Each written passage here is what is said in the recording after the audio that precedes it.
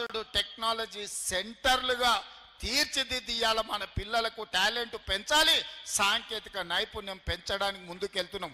ఇది నిజమైతేనే, సాంకేతిక నైపుణ్యం పెంచుతేనే టాటా కంపెనీతో మేము ఒప్పందం చేసి శిక్షణ ఇవ్వడమే కాదు, శిక్షణ ఇచ్చిన వాళ్లకు టాటా కంపెనీ ఉద్యోగాలు ఇస్తామని ఒప్పందం చేసుకున్న మాట నిజమైతే కాంగ్రెస్ పార్టీకి ఓటు వేయండి, లేకపోతే కాంగ్రెస్ పార్టీకి ఓటు వేయకండి అని నేను ఈ సందర్భంగా చెప్పదలుచుకున్నా.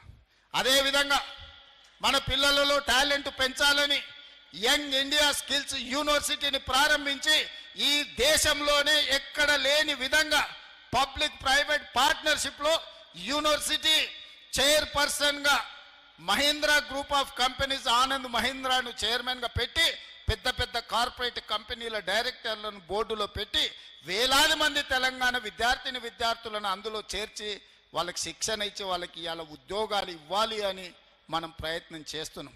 యంగ్ ఇండియా స్కిల్స్ యూనివర్సిటీని నేను ప్రారంభించింది నిజమైతే మీరు కాంగ్రెస్ పార్టీకి ఓటు వేయండి అని చెప్పి నేను ఈ సందర్భంగా మిమ్మల్ని అడుగుతున్నా.